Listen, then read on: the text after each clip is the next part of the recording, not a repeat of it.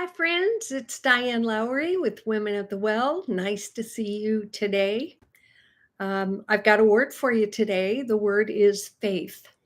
I know you've heard it a million times. Um, and if you're like me, it's easy to overlook the significance of that word. It's easy to forget that every human being that has ever lived or will ever live is divinely called to a saving faith in Christ. For the folks who were born before Jesus, it was faith in that the Messiah would come. It was faith in God that he would provide a way for salvation. For those of us during the days of his time on earth, the call was for the moment in time. And for those of us after the fact, we are called to believe that he is who he says he was, that he did what he said he did, he did what he said he would do, and that he will do what he says he was going to do in the future. So above and beyond that, our faith continues as we are called to a living faith, faith uninterrupted from the point of salvation to the point of the arrival of our being home, in our eternal home. Faith is a word not only for the day, but for our entire lives.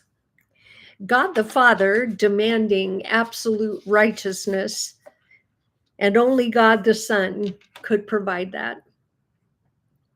I've heard it said that the crucifixion of Jesus is considered both the greatest act of hate and the greatest act of love. It reveals the depths of human depravity and the even deeper depths of the love of God. Those two acts collided on Calvary's Hill. And that day, God was dealing righteously with his son. And at the same time, he was dealing righteously with the soldiers who were pounding nails through his hands and his feet. He was dealing righteously with the looky-loos and the bystanders and the believers and the unbelievers alike. And he was dealing righteously with the whole world, on the scene or not. Which means that when Jesus died, he was dealing righteously with you and with me. When he was on the cross, you were on his mind. Think about that. He looked ahead, he looked on the horizon, and he saw that you were going to be born. He knew how many hairs were going to be on your head. He knew where and to whom you would be born and when. He knew all the days that were numbered for your life and all the details that were going to take place in it. Do you, by faith, believe that? And if your answer is yes, then you have a capacity to, by faith, believe in him today with all of the thousands of promises that he has bestowed for those of us who he calls his children. You then have the capacity to have a powerful, peaceful, and purposeful life. And it is will that you do. It takes faith to do that. And yet, so beautifully so, in Hebrews chapter 11, verse 6, we read, "And without faith, it is impossible to please him. For whoever would draw near to God must believe that he exists and that he rewards those who seek him." What a beautiful, beautiful plan.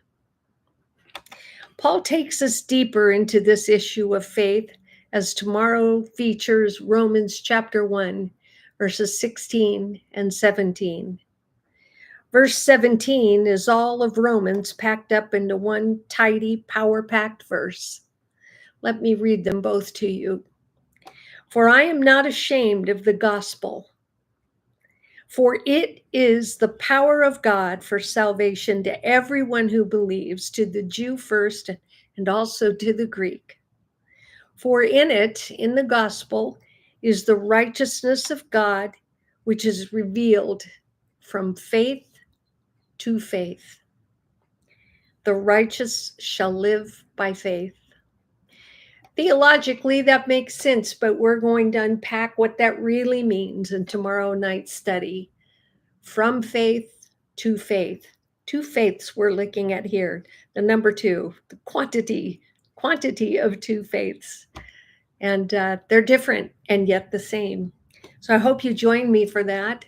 And in the meantime, if you can't, you can always subscribe to YouTube and watch it and learn at your convenience. Sometimes it's not even a matter of seeing, but listening. I've heard from some of you that you put it on your speaker and you listen to it as you go to and from work or you're driving through the day. However you can get this content into your brain, I hope that you do that, because it's just beautiful, beautiful truth. That's going to change your way of thinking. So thank you for joining me right now. I do pray that you have a beautiful day and a fantastic week, and I hope I see you tomorrow night.